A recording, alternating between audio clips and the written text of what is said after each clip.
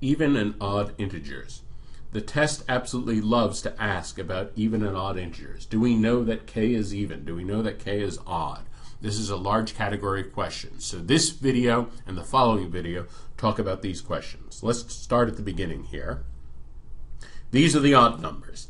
They go on forever in the positive and negative direction. These are the even numbers. They go on forever in the positive and negative direction. So notice a few things. First of all, 0 is an even number. This is very tricky. 0 is not positive, it's not negative, but it is an even integer. That's very important, and the test likes to ask about that. Evens and odds include both positive and negative numbers. So if you're told that x is even or y is odd, you cannot assume that they are automatically positive. They could be negative. But evens and odds pertain only to integers. Any non-integer is neither even nor odd. So if you're told x is even or y is odd, you absolutely know, it's guaranteed, those numbers are integers. Very important. All even numbers are divisible by 2. Even numbers can be expressed as 2k, where k is any integer.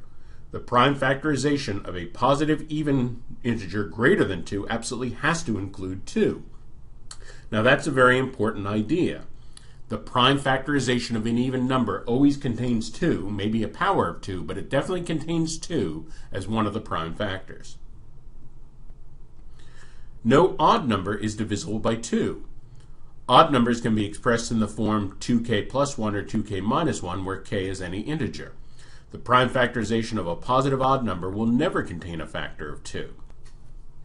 All right, well, this is interesting. So 2k plus 1 and 2k minus 1, those algebraic expressions, as long as we know that k is an integer, those are the algebraic expressions for the general form of an odd number. That's important to recognize. It's also important to recognize that if we do the prime factorization of any odd number, we are guaranteed there will be no factor of 2 in that prime factorization. The test loves asking about evens and odds and the basic arithmetic operations, add, subtract, multiply, and divide. So let's get into this.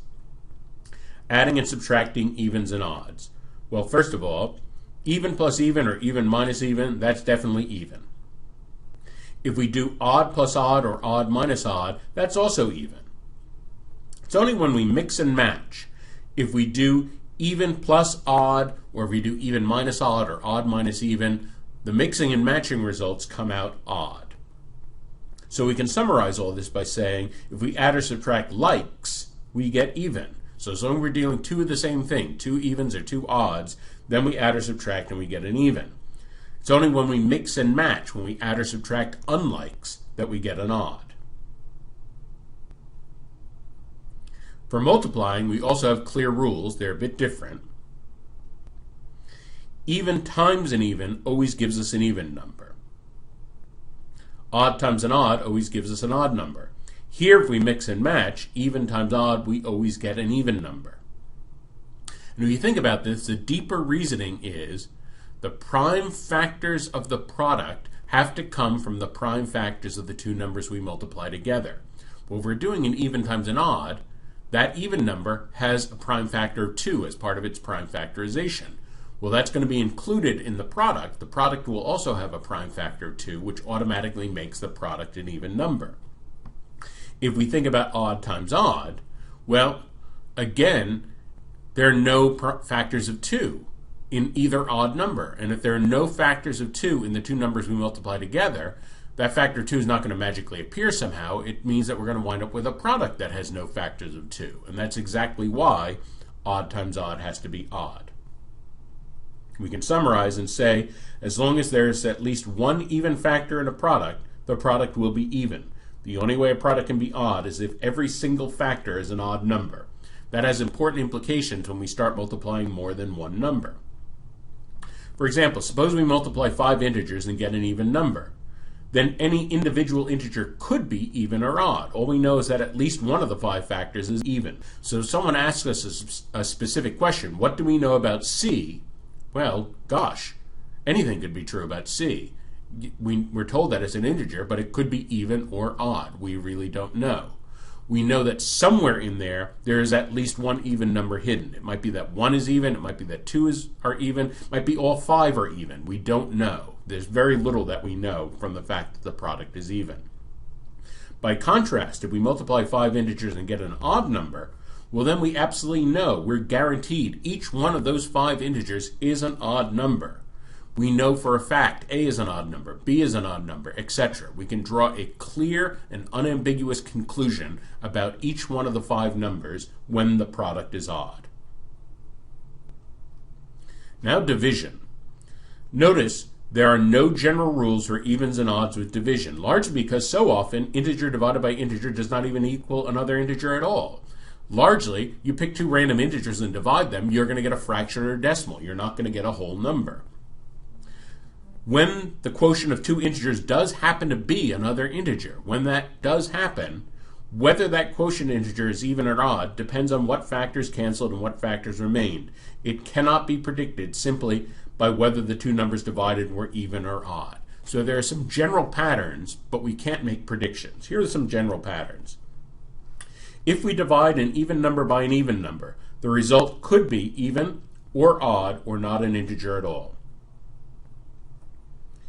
If we divide an odd by an odd, this could be an odd number or not an integer at all. If we divide an even by an odd, it could be an even number or not an integer at all. And if we divide an odd by an even, that's never going to be an integer because there's always going to be a factor of 2 in the denominator that has no way of canceling with anything in the numerator. And so that's just never going to be an integer. Here's a practice question. I suggest pausing the video and working this question out.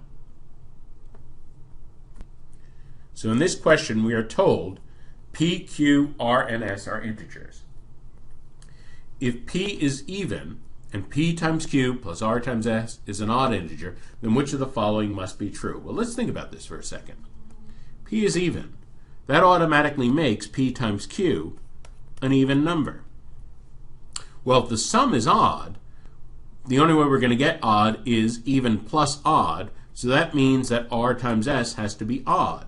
Well, we know both R and S are integers. The only way we're going to multiply 2 integers and get an odd number is if each one is odd. So we know for a fact R is odd and S is odd. We can draw no conclusion about Q because since P is even, it doesn't really matter what Q is. P times Q is going to be an even number automatically simply because P is even. It doesn't matter whether Q is even or odd. We can draw no conclusion about it. So the only ones that must be true are 2 and 3, and the answer is D. Here's another practice question. Pause the video and work on this.